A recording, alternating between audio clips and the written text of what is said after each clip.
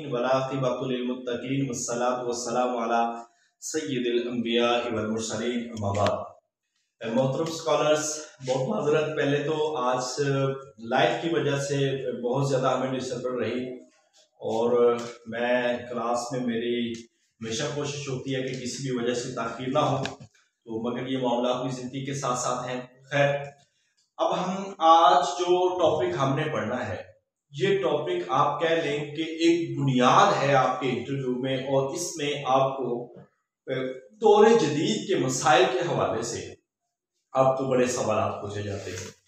यहाँ पे कुछ चीजें मैं आपको खुद बयान कर दूंगा, कुछ चीजें लेक्चर में आपको मिल जाएगी, कुछ चीजों पे आपने पढ़ना है।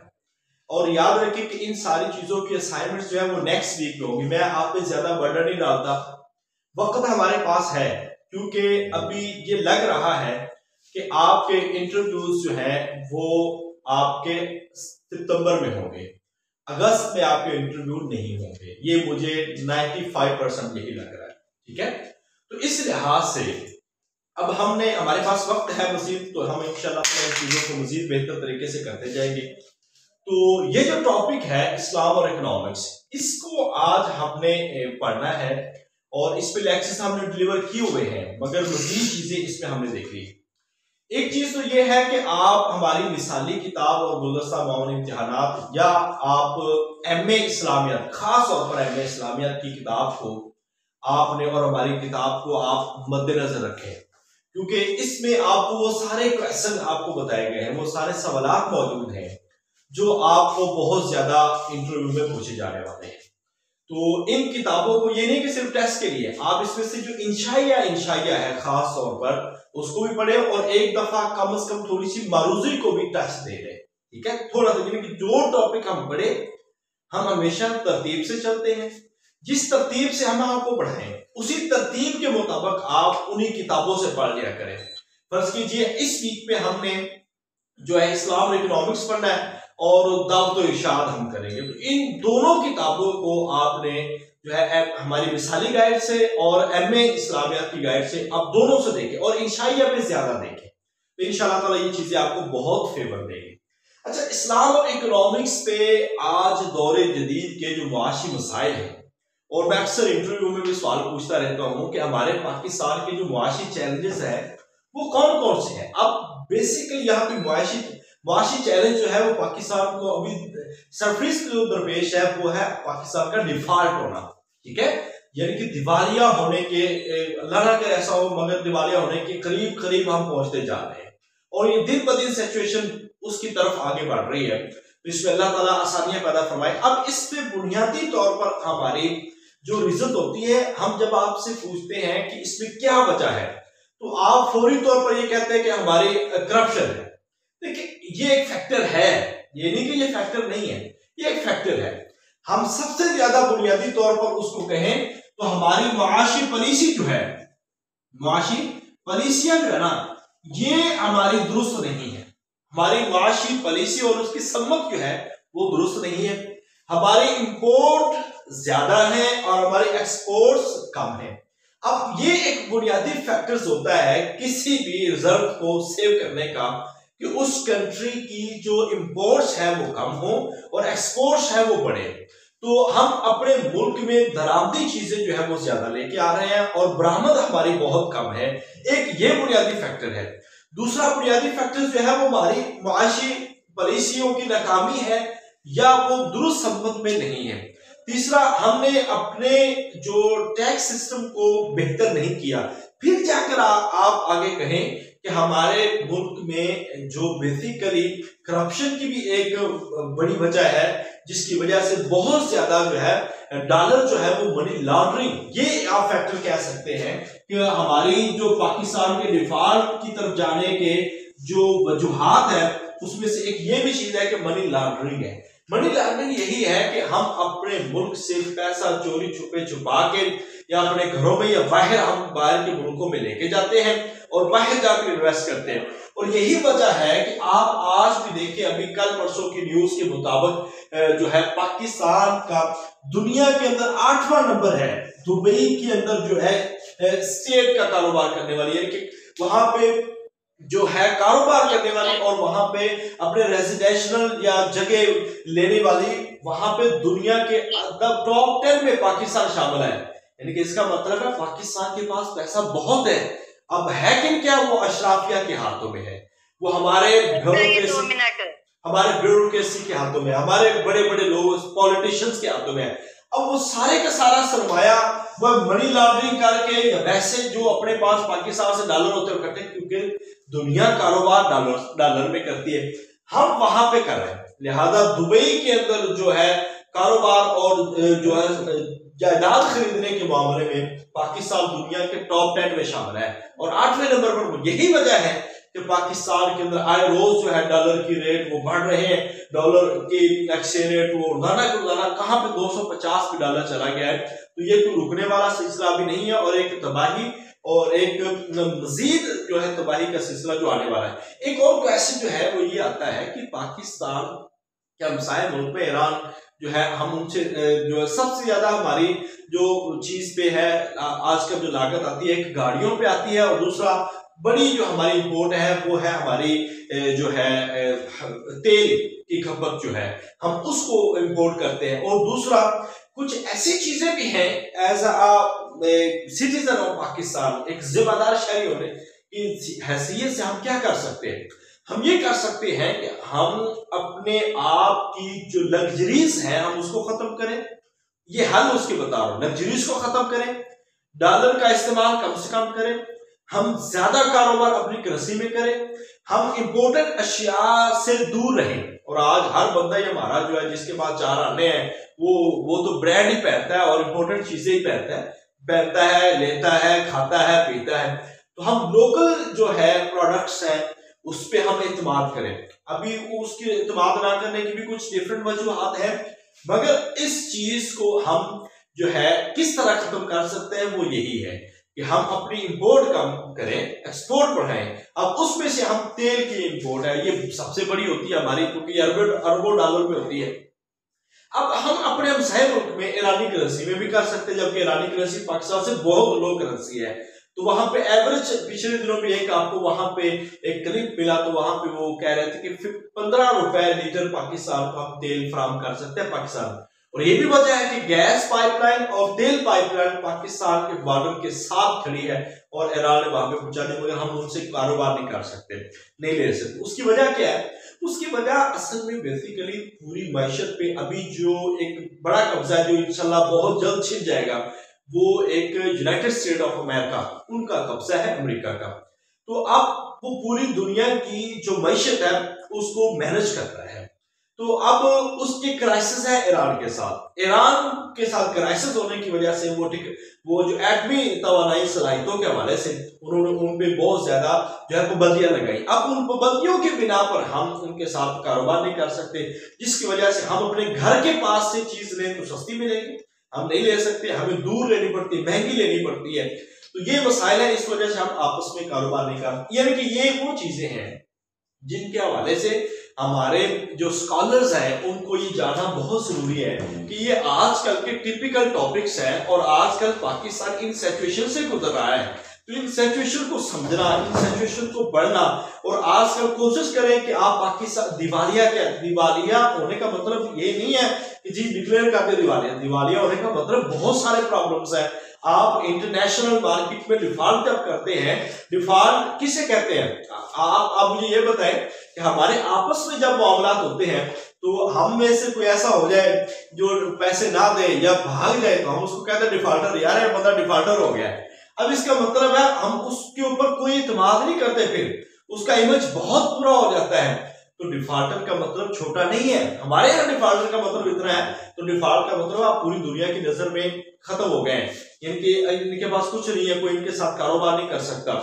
और फिर और इसके बहुत सारे नुकसान होते हैं, इसको लाजमी पढ़िएगा। मैंने आपको सीधा बता दिए, आपका जो तेल है वो नहीं आएगा, तेल नहीं आएगा तो आपकी मैशत का पहिया जाम हो जाएगा, आपकी इंडस्ट्री खत्म हो जाएगी, आपकी जो ट्रांसपोर्टेशन है वो खत्म हो जाएगा। ट्रांसपोर्टेशन ही होगी तो एक खुराक का बहरान आएगा, जब खुराक नहीं होगी तो मौतें होंगी, आप हॉस्पिटलाइजेशन जो है, आपकी घी का बड़ा मसला बन सकता है कि हमारा जो ऑयल है वो ज्यादातर इम्पोर्टेड है, तो हमें यही ऑयल जो अभी आजकल हमें मिल रहा है 400-500 में, तो 500-600 में, तो ये 1000-1200 से भी ऊपर जा सकता है। इनके बड़े बड़े मसाइल हैं, इन मसाइल को, इन चैलेंजों को समझना ये जरूरी है। इस लिहाज से मैंने आपको ये सारी चीजें बताई हैं क्योंकि ये इंटरव्यू में आने वाली होती है। अच्छा जी, इसके बाद आपने इकोनॉमिक्स पे कम से कम जो है 4-5 किताबों के आपको नाम याद हो, 4-5 किताबों के नाम आपको याद हो, और इसमें से आपको जो मौलाना मौदूदी रहमतुल्लाह की जो किताबें हैं उनके हवाले से भी आपको लाजमी पता हो। मौलाना मौदूदी रहमतुल्लाह की किताबें, और इसके साथ एक तो इस्लामी मुआशात है मनाज़र अहसन गिलानी की, और इसके साथ साथ इस्लाम का कानून तिजारत है मोहम्मद हसन सिद्दीकी की, बिलासूद बैंकारी, इंश्योरेंस और नजरिया मलकियत, ये डॉक्टर नजातुल्लाह सिद्दीकी की किताब है, इस्लाम में हलाल व हराम इमाम यूसुफ करजावी की। इनमें से कोई किताब जो है वो आप पढ़ सकते हैं, और इंशाअल्लाह ताला ये किताब बड़ी इंपॉर्टेंट होगी। और इस्लाम और जदीद मुआशी नजरियात, ये मौलाना मौदूदी रहमतुल्लाह की किताबें हैं। अब इसमें से कोई एक पढ़ लें, कोई एक सिंगल किताब पढ़ ले, इंशाअल्लाह ताला उसके अंदर आपको बहुत ज्यादा नजरियात मिल जाएंगे। ये इस्लाम के जो मुआशी अफकार है, ये हुज्जतुल्लाह बालिगा से मौलाना मौदूदी रहमतुल्लाह के भी मुआशी नजरियात मिलते हैं, आपने उनको देखना है। इसके बाद जो टॉपिक आता है ना, इसमें 3-4 टॉपिक बड़े इंपॉर्टेंट है, वो इंशाअल्लाह ताला जब हम नेक्स्ट वीक में आपके असाइनमेंट से रखेंगे उसमें भी होंगे। बाकी इसमें मेरा लेक्चर मौजूद है इश्तराकियत पे, कम्युनिज्म पे, आप ये सारे लेक्चर मैं इंशाअल्लाह ताला आज ही आपको शेयर कर दूंगा। आपने एक देख रहे हैं सरमायादार निजाम, सरमायादार का निजाम जो होता है ये बड़ा है, यानी कि जो मजीद नफा को वसूल के लिए जो एक पैसा लगाया जाता है, महफूज रकम जो होती है ना, इसको हम कहते हैं सरमाया, ठीक है। और जो तजारत में हम लगाते हैं उसको सरमायाकारी कहते हैं, ठीक है। इस लिहाज से सरमाया के जरिए से जो हम मजीद दौलत हासिल करने के तरीकाकार हैं उसको हम क्या कहते हैं, ये सरमायाकारी है। यानी कि आपके पास 2 लाख रुपए है, ये आपका पैसे है, दौलत है, इसको आप महफूज रकम को आप सरमाया कहते हैं। आपने जिस कारोबार पे लगाए, जहां पे इन्वेस्ट किया, अब मजीद दौलत हासिल करने के लिए, तो उसको हम क्या कहते हैं, ये सरमायाकारी है। ये मुआशी निजाम के एक किस्म है, और आजकल पाकिस्तान में ये सरमायादाराना निजाम मौजूद है, और ये निजाम सारे का सारा मादा परस्ती पे है। मादा परस्ती क्या होता है कि हर चीज उनके लिए जो है वो पैसा है, और पैसा ही इंपॉर्टेंट चीज कहलाती है, और इसी के साथ वो सारी चीजें अपनी हर चीज को खरीदने की, आगे बढ़ने की, और हर चीज को लेने की सलाहियतें रखते हैं। तो इस लिहाज से सरमायादाराना निजाम जो है आप अपनी MA की किताब से भी पढ़ सकते हैं, और इसको देख लें। इसमें आपने देखना क्या होता है, इसके मेरिट्स डिमेरिट्स देखते हैं कि सरमायादाराना निजाम क्या है, इसके क्या फवायद है, क्या नुकसान है, गरीब बंदे को कहां पे फायदा हो रहा है। तो यहाँ पे एक जो कार्ल मार्क्स की दास कैपिटल है, ये बड़ी इंपॉर्टेंट किताब है, और आप कोशिश कीजिएगा कि कार्ल मार्क्स को आप अपनी MA की किताब से जरूर पढ़िएगा, और इसकी जिंदगी पे आपने जरूर पढ़ना है कि कार्ल मार्क्स कोई अमीर बंदा नहीं था, ये रोटी के लिए तरसने वाला इंसान था, कपड़े के लिए, बल्कि अपनी बीवी के कफन के लिए तड़पने वाला इंसान था। फिर इसने दुनिया के अंदर एक इनकलाब बर्पा किया, सोशलिस्ट का एक इनकलाब आया, सोशलिस्ट का। तो फिर ये इनकलाब यहां नहीं रुका, बल्कि ये इटली, रूस, ये कई मुल्कों को इसने अपनी लपेट में लिया। यानी कि एक इंसान की जो तहरीर है वो इस कदर मजबूत हो सकती है, इस कदर मुल्कों की जो दहलीजें उसको दहला देने वाली होती है, हिला देने वाली होती है। तो इस लिहाज से हमने इनको जरूर देखना है। कार्ल मार्क्स का जिक्र सरमायाकारी में बड़ा इंपॉर्टेंट है, और इस शख्सियत का आपने तारुफ भी हर सूरत करना है। इसके बाद इश्तराकियत, इश्तराकियत जो है वो मैंने आपको बताया, वो लेक्चर में भी है मौजूद। इश्तराकियत या सोशलिज्म, यही इसकी थॉट है कार्ल मार्क्स की, कि सोशलिज्म जो है जिसमें जराए पैदावार हुकूमत की मलकियत होते हैं। इश्तराकियत क्या होता है, जितने भी जराए पैदावार है ना, वो सारे के सारे हुकूमत के होंगे, आपको सिर्फ वो आपकी खिदमात के इर्द वो अपनी जो है वो पैसे देंगे, पैसे से मुराद वो आपको खाने पीने की चीजें देंगे, आपका अपने पास कुछ नहीं। यानी कि कौमियाने में, जैसा कि जुल्फ़िकार अली भुट्टो ने चीजें कौमियाने में ली, प्राइवेटाइजेशन से निकाल के अपने सरकारी जो है उसके अंदर तहवील में ले लेना, उसमें कोई भी अवाम का इंटरेस्ट नहीं होता, उसमें कोई भी अवाम की प्रॉपर्टी नहीं होती, सब कुछ हुकूमत का होता है। हुकूमत उनकी खिदमात के इवज़ा आपको कुछ देती है, वो आपकी रोजी रोटी के मसाइल को तय करते हैं। तो इस लिहाज से ये नजरिया 18वीं सदी के आखिर में आया और कार्ल मार्क्स इसको लेकर चला, और रूस के अंदर भी कम्युनिज्म ने ये बड़ा नजरिया, इसके भी मेरिट्स आपने देख रहे हैं। इसके बाद आता है कम्युनिज्म। कम्युनिज्म पे आपकी अभी असाइनमेंट भी है, वो इंशाअल्लाह ताला आपको मिल जाएगी। अच्छा, कम्युनिज्म जो है इस्तेमालियत और सोशलिस्ट, इनकी तकरीबन दोनों एक ही चीज है, इसमें से बिल्कुल छोटा सा एक फर्क है। बाकी बुनियादी तौर पर कम्युनिज्म एक ढांचा है और सोशलिज्म इस ढांचे पर निजाम जो कायम होता है, यानी कि ये कम्युनिज्म है। अब इसके नीचे जो ये निजाम बन रहा है ना, ठीक है, ये वाला, ये आप कह रहे हैं कि ये सोशलिज्म है, यानी कि एक फ्रेमवर्क जो है वो कम्युनिज्म बड़ी, और उसके नीचे जो एक सिस्टम चलेगा वो सोशलिस्ट का होगा। अब इसके थॉट्स क्या हैं और इसके ढांचा कैसे काम करता है, इस पे मजीद इंशाअल्लाह ताला चीजें जो है, इसके साथ ये है कि खूनी इनकलाब इसके साथ भी आया है और इसके साथ मजीद जो है बाज़ का तबाही भी आ सकती है। तो इसके बाद एक होती है फस्तायत, फाशिज्म। ये सारी चीजें मैंने तफसील से बताई हुई हैं, इसलिए मैं यहाँ पे आपको सरसरी सा कर रहा हूं, मगर ये इन चीजों के हवाले से कम्युनिज्म से आपके बारे में, आपको इसके बारे में पूछा जाए तो आपको पता हो, और सोशलिज्म के बारे में पूछा जाए तो आपको पता हो, फस्तायत के बारे में पता हो, पूछा जाए तो ये आपको पता हो। अब देखिए, ये जो है फाशिज्म का लफ्ज है, असल में इसका लफ्ज माना आता है घोड़ा और सलाखों का बंडल। ये नजरिया इटली के अंदर जो है वो मसलूनी लेके चला, और हिटलर का ताल्लुक किस मुल्क के साथ है? जर्मनी के साथ। हिटलर का ताल्लुक है जर्मनी के साथ। ये असल में जारहाना जो आमरीत के, यानी कि फर्द वाहिद की हुकूमत हो और जारियत के साथ अपने मुखालिफ को दबाने वाले हैं, और ये जमहूरियत के दुश्मन है, और ये तहरीक सरमायादार और इश्तराकियत के रद्द अमल पे ये तहरीक पैदा हुई थी, जिसने डेमोक्रेसी की जड़ों को हिला के रख दिया था। और इसमें कौम परस्त और कदामत परस्त लोगों की हिमायत इसको हाजिर होती, यानी कि इसमें अपनी कौम को और पुराने ख्यालात, पुराने नजरियात को इसमें बड़ी इंपॉर्टेंस दी जाती है। इस लिहाज से हम इसको देख रहे हैं कि ये एक बड़ी इंपॉर्टेंट है। फस्तायत है क्या, लोगों को, इस्लामियत वाले स्कॉलर्स को पता होना चाहिए, क्योंकि उस वक्त इसका बेसिकली आगाज होता है ना, वो इटली में है, ठीक है, क्योंकि इटली उस वक्त मुआशी लिहाज से इस कदर तंग था, बेरोजगारी थी, महंगाई थी, मजदूरों में मायूसी फैली हुई थी और तबकाती कशमकश थी। तो ये जो नजरिया निकला, ये इटली के अंदर यही सोच लेकर मसलूनी निकले,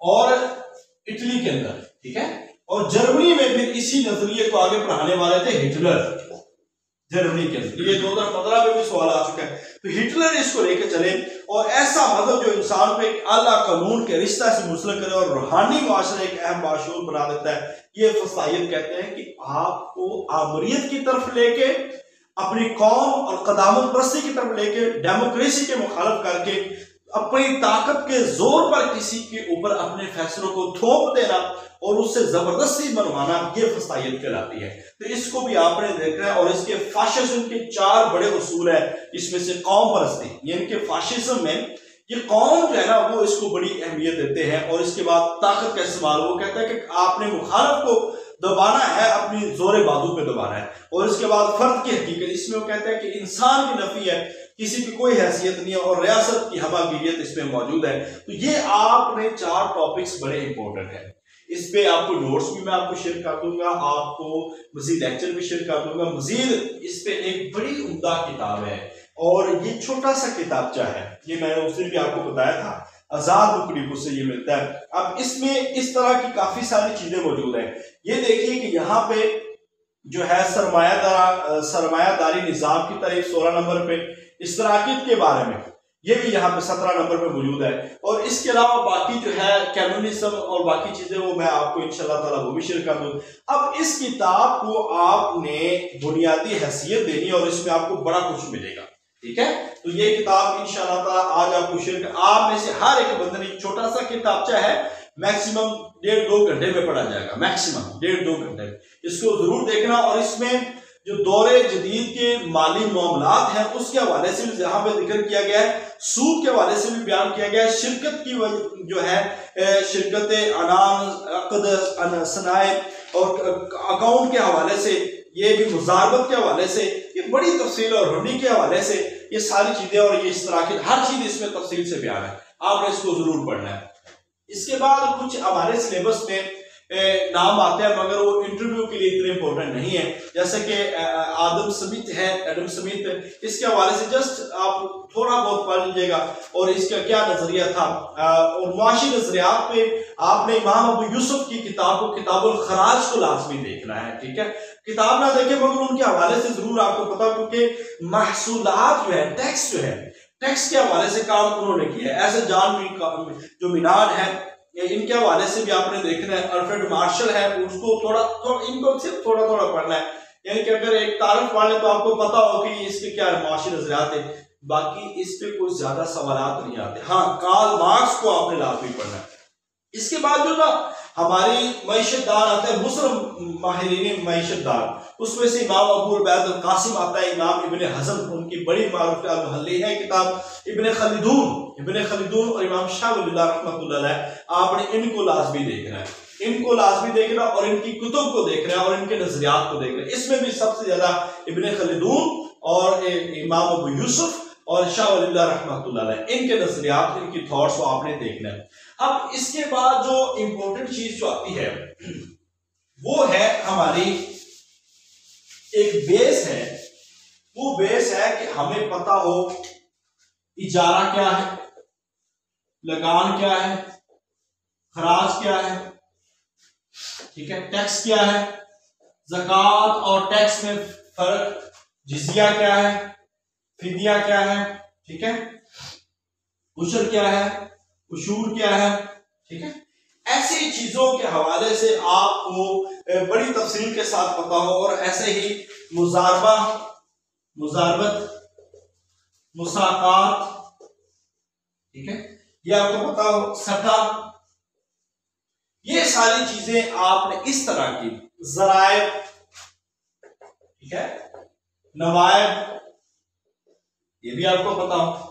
ये चीजें आपके लिए बड़ी इंपॉर्टेंट है। इसके लिए शार्ट नोट्स है मेरे पास, एक तो ये है, एक और है हमारे पास शार्ट नोट इकोनॉमिक्स के, वो इंशाल्लाह ताला आज कल तक मैं आपको शेयर करूंगा।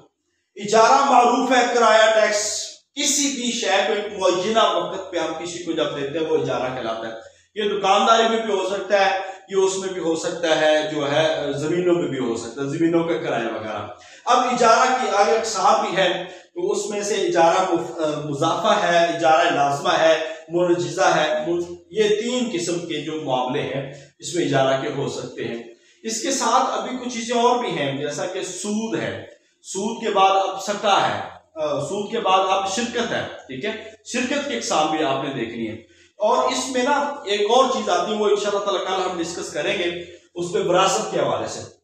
तो लगान भी कहते हैं किराया को, ठीक है, लगान किराया, तो ये जमीनों पे ज्यादातर होता है। खराज जो है ये बेसिकली असल में एक टैक्स होता है, तजारती टैक्स, ठीक है, और ये गैर मुस्लिमों की जमीनों से लिया जाता है। अब टैक्स और ज़कात में फर्क क्या है? टैक्स जो है ये किसी भी मुस्लिम नॉन मुस्लिम से लिया जाता है, जो हुकूमत अपनी खिदमात उनके इर्द उनसे लेती है, या मुल्क की सल्तनत के निज़ाम सल्तनत को चलाने के लिए जो गवर्नमेंट मुस्लिम नॉन मुस्लिम से जो लेती है वो टैक्स। ज़कात एक इबादत है, ज़कात एक माली इबादत है और ये इस्लाम का रुकन है, और ये सिर्फ मुसलमानों से ली जाती है और सिर्फ एक मुकर्रर हद पे ली जाती है। एक निसाब होता है, वो निसाब वो होता है जिस जगह पे माल पहुंच जाए तो उस पर ज़कात वाजिब होती है। मुसाकात जो होता है, मुसाकात असल में होता है आबपाशी, बाग या दरख्त किसी को दे देना कि ये मेरे पास दरख्त है, या आप इसको जो है ना पानी लगाए, इसकी देखभाल करें, इसमें से जो आमदन रहेगी वो आधी आधी हो जाएगी। ऐसे जिजिया जो होता है, जिजिया गैर मुस्लिम जो होते हैं, हमारे मुस्लिम कंट्री में रहते हैं, उनके इर्द जो हम एक टैक्स लेते हैं, जो हमारे हुकूक हासिल करते हैं, उसके हम जिजिया कहते हैं। जैसा कि आजकल पासपोर्ट के हवाले से फिदिया होता है, जब आप कैदी छुड़ाने के लिए या कोई आपसे गुनाह हो जाता है तो उसके बदले में हम जैसा कि रोजे का फिदिया होता है, कुर्बानी के अंदर होता है, ये सारे मसाइल। उशर एक, जैसा कि फसलों की ज़कात का नाम उशर है, फसल की ज़कात का नाम उशर है, 10वां हिस्सा। उशूर ये एक तजारती टैक्स है जो सरहदी टैक्स कह लें, जो गैर मुस्लिम या मुसलमान अपने मुसलमान सरहद में लेके आते हैं और उनसे तजारत का टैक्स लिया जाता है। मुजारबत जो होता है इसका ताल्लुक बेसिकली आप कहें खेती बाड़ी में है, ठीक है, खेती बाड़ी के हवाले से। सट्टा जो है, सट्टे की अब ये एक बुनियाद है गायब माल का सौदा, यानी कि सट्टा जो होता है कि आपके पास कोई चीज है नहीं, कोई चीज कहीं पड़ी है, उसी का सट्टा हो रहा है। जैसा कि मैचेस पे सट्टेबाजी होती है, ठीक है, कोई सच्ची सामने नहीं होती। या मेरे पास कोई माल पड़ा तो हम आपस में सट्टा लगाना शुरू कर दें, ये हो जाएगा तो ये होगा, ये होगा तो इतना होगा। तो ये कि गायब माल का सौदा करना ये सट्टाबाजी कहलाती है।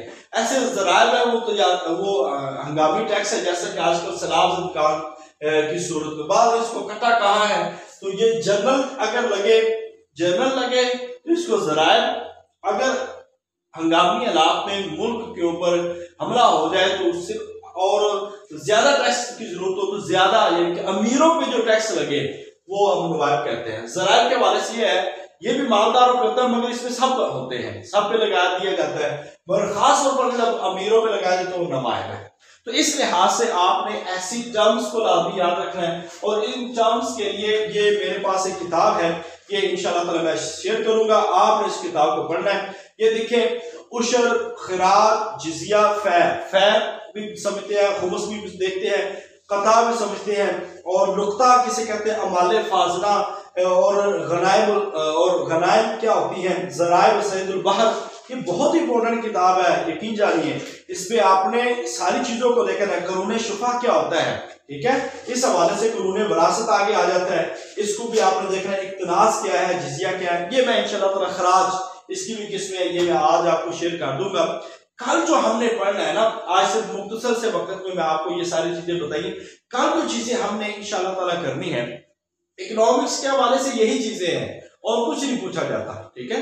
तो कल हमने जो करना है वो एक बुनियादी काम था वो हमारा, वो सिर्फ आपको ज्यादातर पढ़ाने का और बताने का, एक दो चीजें मैं आपको समझा दूंगा। बाकी ये टर्म्स मैं कोशिश करूंगा कि ये सारी टर्म्स जो है ना आपको 15-16 जो इंटरव्यू में अक्सर पूछी जाती है, अक्सर वो सारी मैं एक दफा आपको यहाँ से तसल्ली से पढ़ा दूं। बाकी ये एक किताब है और इस किताब की भी कोशिश करेंगे कि हम जल्दी इसकी पीडीएफ बना लें। तो ये किताब में से खास चीजें जो है ना वो आप लाजमी देख सकते हैं, जैसा कि कुछ इसमें बुयू के हवाले से है और रिबा के हवाले से इब्तिदा में इसमें है। इसके बाद है क्रेडिट कार्ड के हवाले से, बिलासूद बैंककारी के हवाले से, और ऐसे ही इंश्योरेंस के हवाले से इब्तिदा म्यूचुअल इंश्योरेंस क्या होती है, कमर्शियल इंश्योरेंस। अब ये सारी चीजें हम यहाँ पे क्लास में नहीं बता सकते। आपने इकोनॉमिक्स पे कोई किताब पढ़नी है, पहले तो एमए की किताब पढ़े, फिर हमारी गाइड जो है उससे आप पढ़ लें, ये तो आपका हल हो जाएगा। उसके बाद बड़ी तफसील के साथ अगर जाना है तो आपने इस किताब को देखना है। इसमें से लीजिंग है, किस्तों का कारोबार है, फिर शेयर्स की तकसीम शेयर्स के हवाले से है, फिर आप इसमें चेक देखते हैं, चेक के हवाले से, फिर हुंडी का कारोबार है वो यहाँ पे लिखा हुआ है, फिर इसके बाद पगड़ी है, ठीक है, किस्तों के हवाले से, फिर बैंककारी के मसाइल, मुजारबा है यहाँ पे, और आगे चलते जाए तो इजारा है, ठीक है, मुख्तलिफ बुयू है। तो ये किताब, और यहाँ पे आके देखें तो तकाफुल है और अकराज है, यानी कि ये किताब आपको बहुत फायदा देगी। तो इसको इंशाल्लाह ताला हम कोशिश करें कि किसी भी पीडीएफ बना के आपको शेयर करें, और इसमें से आप इंपॉर्टेंट जो चीजें हैं वो आप पढ़ लें। बाकी लाजमी नहीं कि आप सारी पढ़ें। ये किताब अगर हो आपके पास, दौरे हाजिर के माली मामलात का शरई हुक्म, हाफिजुल फ़ुक़ाहा साहब है, ये उनकी किताब है, ये आप पढ़ लें। आज आपको जो हमने पढ़ाया है वो आपको ये बता दें, हमने आपको इब्तिदा करवाई है पाकिस्तान के चैलेंजेस से, मुआशी बहरान से, कि हम उसमें जवाब कैसे दें। उसके बाद फिर हमने इस्लामिक इकोनॉमिक्स की कुछ चंद किताबें बताई जो आपको याद होनी चाहिए, पता होना चाहिए इकोनॉमिक्स में कौन कौन सी किताबें हैं। कुरान के अंदर इकोनॉमिक्स का जिक्र कहाँ कहाँ पे आता है, मईशत का लफ्ज कहाँ कहाँ पे आता है, ये भी आपको पता होना चाहिए। सूरह तवाहा के अंदर भी आता है। इसके बाद जो है सूरह नूह के अंदर भी आता है, ठीक है। तो इसके बाद फिर हमने आपको पढ़ाया सोशलिज्म, फिर हमने सरमायादारी, फिर कम्युनिज्म, फिर फसाइयत, ये आपको पता, और चंद दो चार मगरबी मुफक्किरीन के नाम आपको पता हो मैशदान कौन थे, और कार्ल मार्क्स के हवाले से आपने उसकी जिंदगी के हवाले से पढ़ना है, क्योंकि कार्ल मार्क्स को चेयरमैन जो है वो लाजमी पूछता है कार्ल मार्क्स के हवाले से, ये आपको पता होना चाहिए, वो इनसे सवाल करेगा। इसके बाद दो तीन मुस्लिम मैशदान हैं, इसमें से सिर्फ नाम याद हो, उनकी किताबें याद हो, ठीक है। जैसा कि हुज्जतुल्लाह अल-बालिग इमाम शाफी रहमतुल्लाह, किताबुल क़रार जो है वो इमाम अबू यूसुफ रहमतुल्लाह अलैह, और इब्न हज़र का मुहल्ली किताब जो है ये आपने याद रखनी, ये मेरे ख्याल से है। किताबुल अमवाल इमाम अबू उबैद अल कासिम की, ये किताबें आपको याद हो, उनकी थॉट्स सबसे मिलती जुलती हैं, कोई इतनी मुश्किल नहीं है। किताबुल खराज को खराज क्यों कहा जाता है कि इसमें टैक्स के महसूलात के जो बात की जाती है।